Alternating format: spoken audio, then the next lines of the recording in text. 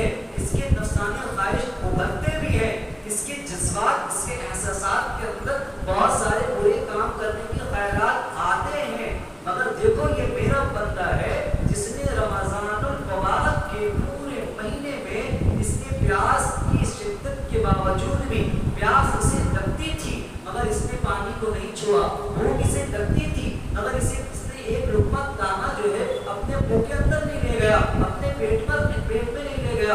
اور اس کے گناہ کے خیالات ابھرے تھے، خواہشیں ابھری تھی، مگر اس نے صرف اس معنی پر دبا دیا تھا کہ میرا اللہ ہم سے ناراض ہو جائے گا، اللہ میری عظمت کو دیکھتا ہوا کہ میں ناراض نہ ہو جاؤں، صرف اس معنی پر میرا یہ نیک بندہ ہے جس نے پورے مہینے اس طریقے سے گزارا ہے۔ فرشتوں کو مخاطب کرتے ہیں کہ اے فرشتے، تم ہی تو کہہ رہے تھے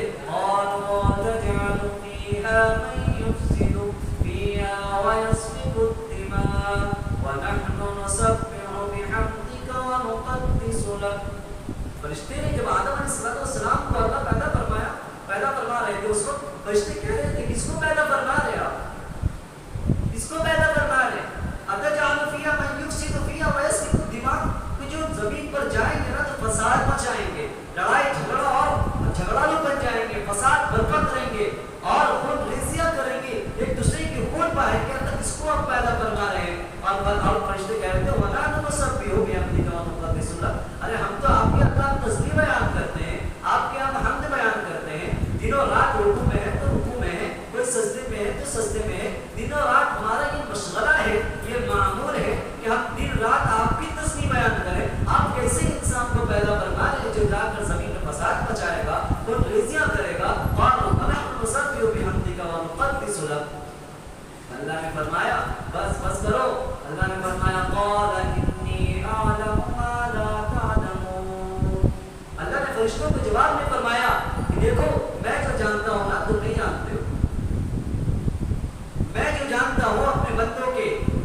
بارے میں تم نہیں جانتے۔ تو اللہ نے ایسے بندوں کو مخاطب کیا تھا جو بندہ تمام خواہشوں کو برائے طاق رکھ کر، تمام ایسے خواہشوں کو جو برائی کی طرف لے جانے والی تھی، تمام ایسے خواہشوں کو جو جہنم کی طرف لے جانے والی تھی، تمام کو چھوڑ کر اللہ کو مان کر، اللہ کے احکامات کو سامنے رکھ کر جنہوں نے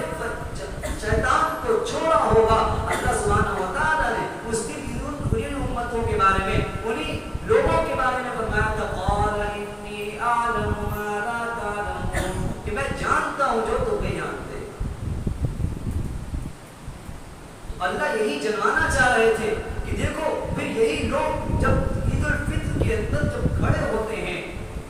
عیدگاہیں بھری ہوئی ہوتی ہیں، مسجدیں بھری ہوئی ہوتی ہیں، لوگوں کی تعداد ہوتی ہے، ان میں سے جو ایک بندہ ہوتا ہے، اسی لیے عید الفطر کی نماز، عید الاضحیٰ کی نماز سنت ہے کہ انسان میدان میں ادا کرے، عیدگاہ میں ادا کرے، کھلی جگہوں میں ادا کرے، یہ سنت ہے اس معنی پر کہ تمام لوگ جب جمع ہوں گے، ایک ضمن غفیر ہوں گی، لوگوں کی تعداد ہوگی، تو اس کی تمام لوگوں میں ایک ایسا بندہ بھی اللہ کا ہوگا جو بہت ہی نیک ہوگا، بہت ہی پرہیزگار ہوگا، ہزاروں میں ایک بھی ہو جائے تو اس کے صدقے میں سب کی مغفرت اللہ کرتا ہے۔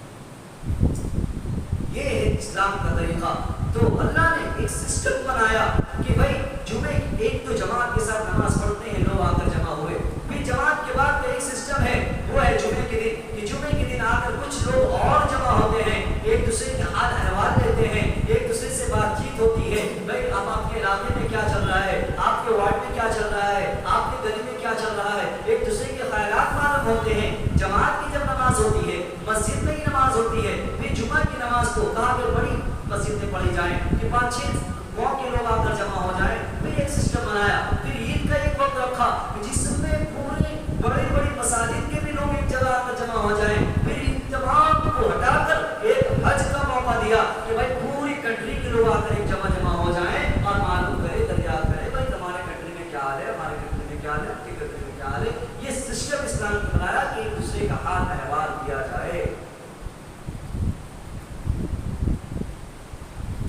میں کہہ رہا تھا کہ اللہ نے فرمایا فرشتوں دیکھو یہ وہ بندہ ہے جنہوں نے تمام چیزوں کو چھوڑ کر میں نے پورے مہینے انہوں نے عبادتیں کی ہیں، تو اب بتاؤ ان تمام عبادتیں جو انہوں نے کی ہیں اس کی کیا اجر ہے، اس کی مزدوری کیا ہے؟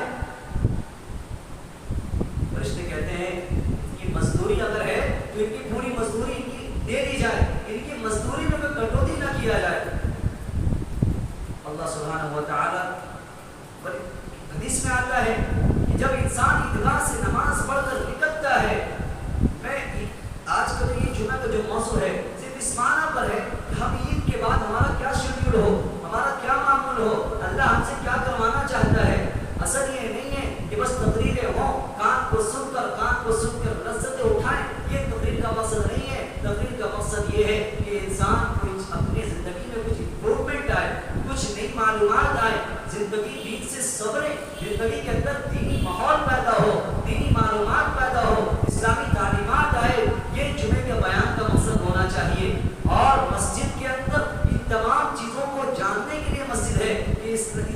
مسجد تو صرف عبادت کے لیے نہیں تھی، مسجد کے اندر جناب محمد رسول اللہ صلی اللہ علیہ وسلم دین کے ساتھ ساتھ دنیاوی معاملات میں بھی اللہ کے نبی کا نبی مسجد نبوی میں بیٹھ کر مشورہ کرتے تھے کہ بھائی سیاست بھی مسجد کے اندر ہوتی تھی۔ سیاست یہ آج کا سیاست نہیں، سیاست تو یہ ہے کہ بھائی مسجد کے باہر کے لوگوں کے اندر ڈیولپمنٹ کیسے آئے، لوگوں کے اندر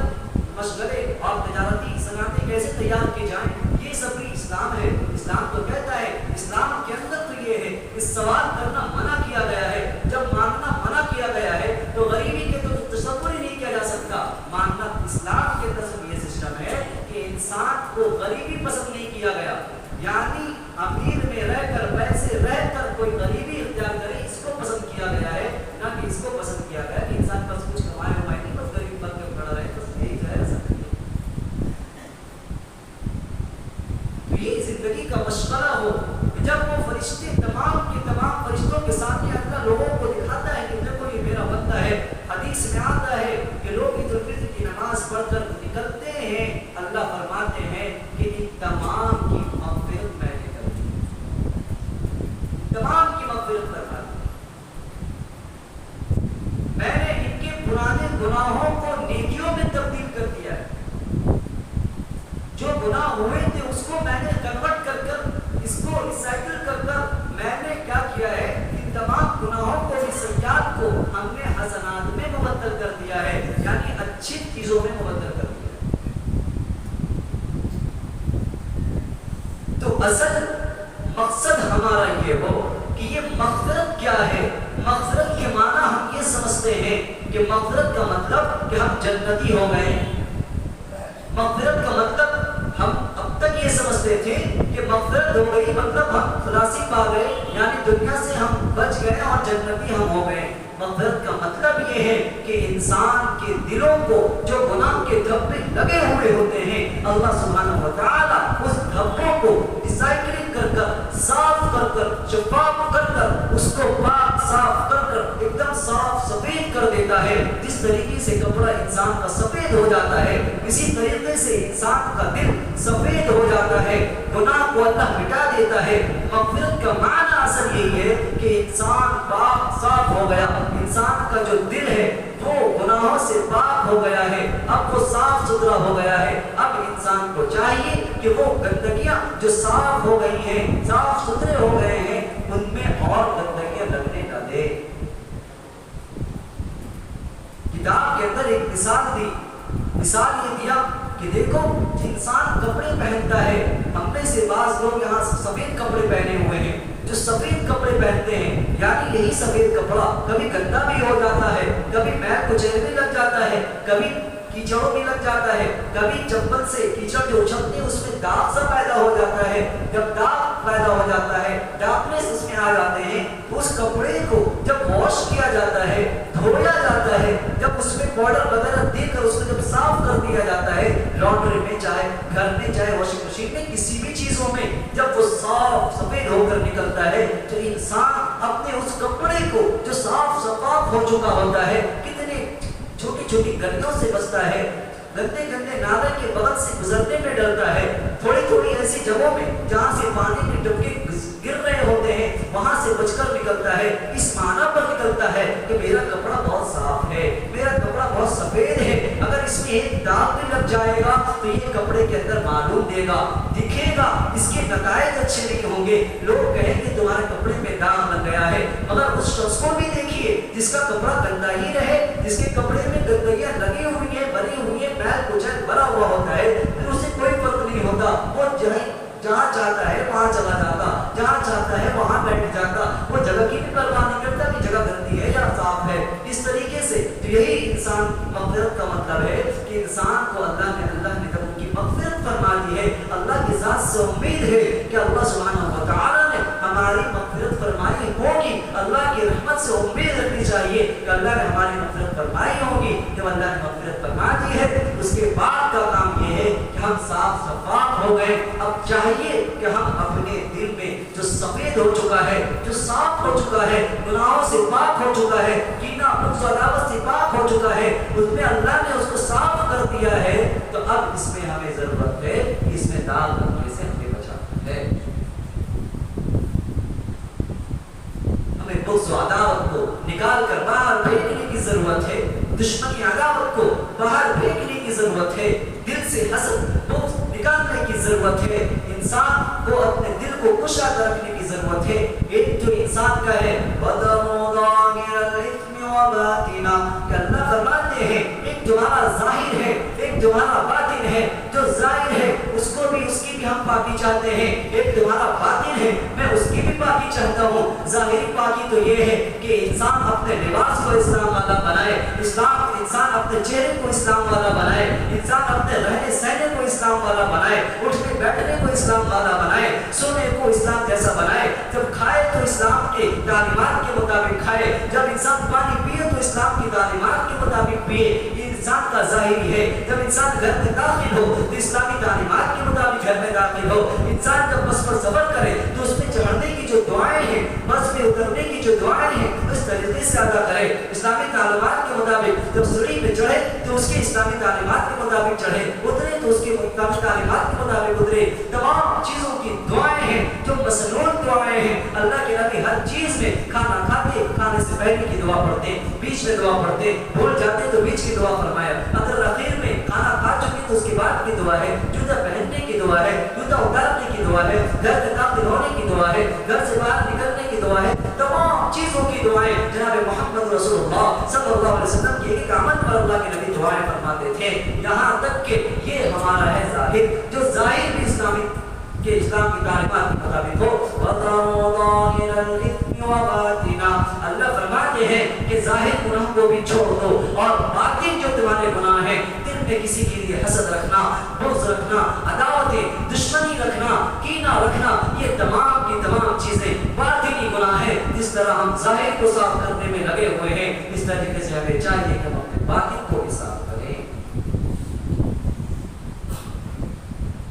اب ان میں سے بات حضرات یہ ہے کہ اگر ان کے ظاہر خراب ہو جائے، چہرہ اسلامی والا نہ ہو، اسلام کی تعلیمات کے مطابق نہ ہو، قرآن اور حدیث والا نہ ہو، پوشاک کپڑے ان کے اسلام والا نہ ہو، چہرہ ان کا اسلام والا نہ ہو، اٹھنا بیٹھنا اسلام والا نہ ہو، اگر ان سے کہہ دیا جائے کہ یہ اسلام کے خلاف ہے، یہ شریعت کے خلاف ہے، آپ جیسے بیٹھتے ہیں یہ بیٹھنا اسلام کی شریعت کے خلاف ہے، آپ جس طرح کھانا کھاتے ہیں یہ شریعت کے خلاف ہے، آپ جیسا کپڑا پہنتے یہ شریعت کے خلاف ہے، تمام چیزوں میں جب ان کو یہ بات کہی جاتی ہے کہ یہ شریعت کے خلاف ہے تو وہ کہتے ہیں بھائی ظاہر سے کیا ہوتا ہے، باطن کو دیکھو، باطن تو صاف ہے، دل تو صاف ہے۔ نہیں، اللہ نے فرمایا وَذَرُوا ظَاهِرَ الْإِثْمِ وَبَاطِنَهُ، جس طریقے سے آپ ظاہر کو صاف کر رہے ہو اسی طریقے سے باطن کو صاف کرو۔ جس طریقے سے اگر باطن کے صفائی کی آپ کوشش کر رہے ہو تو ظاہر کی بھی صفائی کرنی ضروری ہے،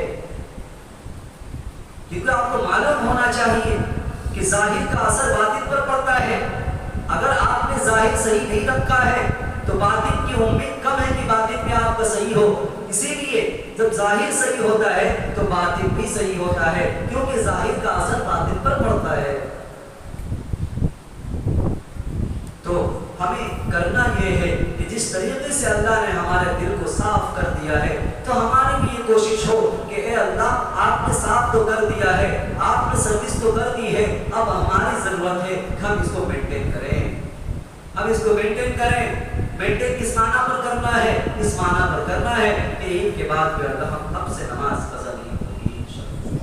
اب سے نماز قضا نہیں ہوگی۔ اے اللہ جماعت چھوٹ بھی جائے تو 4 گھنٹے 3 گھنٹے ظہر کے ملتے ہیں، 1 گھنٹہ عصر کا ملتا ہے، مغرب کے وقت ملتے ہیں، عشاء کا وقت 1 گھنٹہ کیا 8 گھنٹے ملتے ہیں۔ اے اللہ فجر کا وقت ملتا ہے، اتنے وقت ملتے ہیں، اگر انسان کوشش کرے تو فرض بھی ادا کر لے کم سے کم۔ جب فرض ادا کرے گا تو سنت کی اس کی توفیق مل جائے۔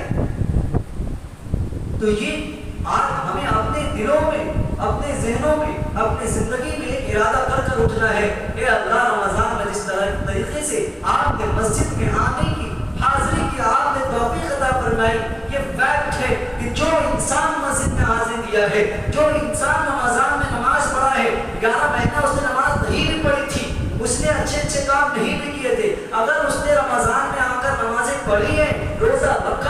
تراویح پڑھی ہے تو یاد رکھ لیجئے آپ کو اللہ نے چنا تھا، تبھی آپ آ کر آپ سے نماز ادا کی۔ اس خیال میں نہ رہیں کہ ہم جو ہے رمضان میں اپنے آپ کو پریپیئر کر کے ہم مسجد میں آ گئے تھے، نہیں، یہ اللہ نے آپ کو چن لیا تھا کہ نہیں یہ بندہ کو ایک موقع دے دیا جائے، یہ بندہ کو ایک موقع دے دیا جائے، رمضان میں لے آیا جائے، پھر سے اس کے گناہ کو چھوڑا دیا جائے، اس کے گناہ کو ڈھونڈ دیا جائے، پھر ایک موقع دیا جائے، گاڑی کی سروس کر دی جائے، پھر دوڑایا جائے کہ دیکھیں پھر یہ صحیح سے اس کو چلاتا ہے کہ پھر وہی رائڈنگ کرتا ہے، ایسے ایسے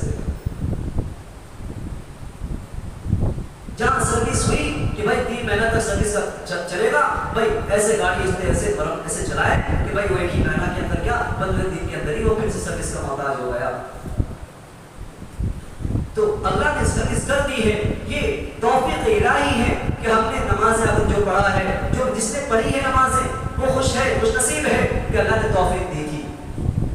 جو روزہ رکھا ہے وہ خوش نصیب تھا جنہوں نے، جس کو اللہ نے توفیق دی تھی۔ تراویح کی جس نے نماز پڑھی تھی وہ اللہ کی توفیق خداوندی تھی، اس نیت پر کہ اللہ تو نے تو 11 مہینہ ہمیں ہٹا کر رکھا تھا، صرف جمعے کی نماز میں پڑھتا تھا، مگر رمضان میں تو نے مجھے 5 وقت کے لیے چوز کر لیا، آپ نے میرے لسٹ میں لا دیا کہ نہیں یہ رمضان میں پڑھے گا۔ ورنہ دیکھیں ایسے لوگوں کو آپ کے محلے میں، آپ کے علاقے میں، آپ کے دوست احباب میں ایسے لوگ ملیں گے جنہوں نے رمضان کے ایک روزے بھی نہیں رکھا ہوگا، تراویح کی ایک رکعت بھی نہیں پڑھی ہوگی، اور صدقات و خیرات تو دور کی بات ہے۔ تو یہ خوش نصیبی ہے کہ اللہ موقع دے رہا ہے، چانس دیا ہے، اللہ چانس دیا ہے، اب اس چانس کو گنوانے کی ضرورت نہیں ہے۔ اب اس نیت اس ارادے میں نہ رہے کہ بھائی یہ رمضان میں صاف ہو گئے، پھر اگلا رمضان آئے گا پھر صاف ہو جائیں گے، بھائی ہم خود ہی صاف نہیں ہو جائیں، ہم خود ہی صاف ہو جائیں گے پھر ہمارا دل کیا صاف ہوگا؟ تو اللہ نے ایک موقع دیا ہے، انعام فرمایا ہے، اس انعام کو غنیمت جاننا ہوگا۔ اللہ دیتا رہتا ہے، بندہ ناشکری کرتا رہتا ہے، پھر اللہ ان چیزوں کو ختم کر دیتا ہے، پھر اللہ کہتا ہے کہ تیری ذمہ داری میرے ہاتھ میں نہیں، تو نکل جا، تو اپنا سمجھ، اور جو کرتا ہے اس کے لیے ایسے انعامات اللہ نے رکھے۔ اور ایک خاص طور سے ایک بات یہ بھی بتانی تھی کہ شوال کا روزہ جو 6 روزے ہیں، اس میں بھی ہمیں ضرور یہ 6 روزہ اس شوال کے مہینے کے اندر، چاہے 2 دن 3 دن 20 کر ایک رکھ لیں، یعنی 30 دنوں میں، آج پہلا شوال ہے، 30 شوال یا 29 شوال جو مہینے ہیں ان میں 6 روزہ اگر رکھ لے تو جناب محمد رسول اللہ صلی اللہ علیہ وسلم نے فرمایا، ایک حدیث کے مطابق یہ ہے کہ انسان کو پوری زندگی روزہ رکھنے کا ثواب ملے گا، پوری زندگی روزہ رکھنے کا ثواب ملے گا جو رمضان کے روزہ رکھنے کے بعد 6 شوال کے روزے رکھ لے۔ اور ایک حدیث کے مطابق ہے کہ جناب رسول اللہ نے فرمایا کہ جو انسان رمضان کی روزہ رکھنے کے پورے روزہ رکھنے کے بعد شوال کا 6 روزہ رکھے گا تو گویا کہ اس نے پورے سال روزہ رکھا، اور گنوایا ہے، شمار کروایا ہے کہ ایک روزہ 10 روزوں کے بقدر اس کا ثواب لکھا جاتا ہے۔ جزاء عشرۃ امثالھا، نیک کام کرنے کے جزا جو ہے اللہ نے 10 رکھے ہیں۔ جو 3 لوگ جماعت میں جاتے ہیں تو ان کا بھی ایک ہے کہ بھائی پورے مہینہ سمجھو ہم نے جماعت میں زندگی گزاری، اس کی وجہ کیا ہے، مثال کیا ہے کہ بھائی ایک دن انسان عمل کرے گا تو 10 دن کے برابر، ایک نیکی کرے تو 10 نیکی کے برابر، تو ایک دن جماعت میں رہا تو 10 دن جماعت کے برابر، تو 3 دن رہا تو 30 دن، گویا کہ پورے 30 دن مہینہ میں وہ روزہ یہ جماعت نہیں رہا۔ اسی طریقے سے روزہ 30 روزے رکھے تو 300 دن اسلامی مہینے کے اعتبار سے 300 دن ہو گئے اس کے، اب 6 رکھے گا تو 6 60 ہو گئے۔ تو گویا کہ اللہ کے لیے حدیث کی کٹ ہے کہ اللہ کے نبی سے بتایا لوگوں کو کہ دیکھو کہ 30 روزے جب رکھ لیے تمہیں، آپ نے رکھ لیے تو اب آپ کے 300 دن کے روزے ہو گئے، اب اور اس میں 6 ایڈ کر دیا جائے تو یہ 6 شوال کے روزے کو خاص اس میں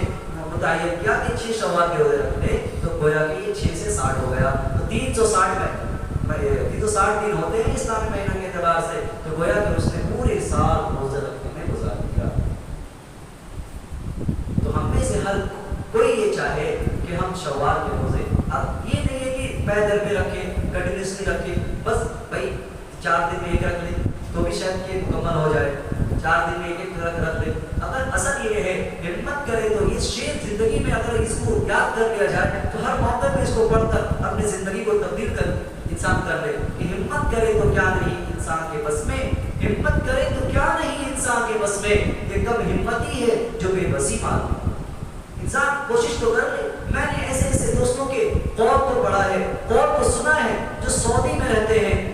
اور روزہ رکھنا کام کے ساتھ ساتھ اتنا محال ان کے لیے، وہ کہتے ہیں کہ بھائی دیکھو ایسا معاملہ ہوتا ہے کہ اتنی دھوپ کی شدت ہوتی ہے، ٹیمپریچر ہائی ہوتا ہے، ہم فیلڈ میں کام کرتے ہیں، جب کام کرتے ہیں ایک دن روزہ رکھتے ہیں، پھر دوسرے دن یہ خیال آ جاتا ہے کہ آئندہ نہیں رکھ سکے، کل نہیں رکھ سکے، ایک دم کل نہیں ہو پائے گا، آج ہو گیا ہو گیا۔ پھر میں بتاؤں کہ جب میں رکھ لیتا ہوں پھر دوسرے دن جو ہی آتا ہے پھر میں روزہ رکھ لیتا ہوں۔ یہ ہے ہمت، جب انسان ہمت کر لے تو اللہ پار لگا دیتا ہے۔ اللہ تو دیکھنا چاہتا ہے کہ میرا بندہ کہاں تک کوشش کرتا ہے، اصل کوشش ہی نہ کریں تو پھر کہاں سے چھٹکارا ملے۔ کوشش کرنی، ہم کوشش کرنا ہمارا کام ہے، پھر اللہ اس کو پار لگاتا ہے۔ ہماری طاقت نہیں ہے کہ ہم اس کو پار لگائیں، مگر ہاں جو جنوبی مریض ہے، جو بیمار ہے، اللہ نے چھوٹ تو دی ہے، پھر اللہ کو وہاں پہ کوئی یہ بتانے کی ضرورت نہیں کہ اللہ بیمار ہے، اللہ خود ہی بتا دے کہ بیمار ہو گئے چھوڑ دو روزہ، بیمار کا نکلے نا اس کی قضا کر دے، پھر اللہ نے چھوٹ بھی دے رکھی ہے۔ تو وجہ یہ ہے کہ بھائی آپ واقعی کمزور ہیں، آپ واقعی بہت زیادہ بیمار ہیں، روزے کی سبت نہیں پہ اللہ نے چھوڑ دی ہے، مگر ایک بندہ اٹھا کھٹا ہے جو کوشش کر کے تو دیکھیں، جو 3 دن کر کے دیکھا۔ صحابی کرام نے کوشش کی، مغرب کے بعد کا جو وقت تھا، مغرب کے بعد سو گئے، نہ افطار کیا نہ سحری کیا، سو گئے۔ دوسرے دن ظہر میں نماز پڑھنے آئے مسجد نبوی میں، بس بیہوش ہو کر گئے، اللہ کا نظام ہی چینج۔ کوشش کی انہوں نے، نہیں ہو پایا، اللہ نے پورا نظام چینج کر دیا، یہاں تک کہ سحری کا ٹائمنگ چینج کر دیا، بھائی نہیں چلے گا یہ والا مغرب۔ ایسا سسٹم یہ تھا کہ مغرب کے بعد افطار کرنے کے بعد کسی وقت بھی انسان سو جائے تو روزہ شروع ہو جاتا ہے۔ اللہ کے نبی کے دور پہ مغرب کے ساتھ افطار کر لی، اب 8 بجے نیند آ گئی، کوئی میں کھٹ کے آیا، افطار کرنا سو گیا تو اب افطار یہ سحری نہیں کرنے کا 4 بجے بھی لوگ سحری کر دو، بس وہی سویا سحری شروع۔ تو وہ بھی صحابی لکڑی جنگل میں جا کر لکڑی کاٹتے، بہت تھکے مارتے تھے۔ ویسے اس وجہ سے بتا دیکھو بندے کے ساتھ اللہ کی محبت تو دیکھیے کہ وہ صحابی رسول آئے، بس مغرب کے وقت افطار ہی مانگا ہے کہ لوگ کو افطار کا وقت ہو گیا، بیوی سے افطار مانگا ہے، بیوی افطار کیا لاتی ہے، دیکھتے کہ شوہر کی نیند آ گئی، جو ہی نیند آ جاتی ہے تو زوجہ فرماتی ہے کہ آپ کو تو اب تو روزہ شروع ہو گیا، افطار تو دور کی بات، تو سحری بھی ختم ہو گیا آپ کا، اب تو آپ کا افطار روزہ شروع ہو گیا۔ تو صحابی روزہ رکھ لیتے ہیں، ہمت کرتے ہیں، روزہ رکھ لیتے ہیں، دوسرے دن بھائی یہ معمول کے اندر افطار کیا، نہ سحری کچھ بھی نہیں،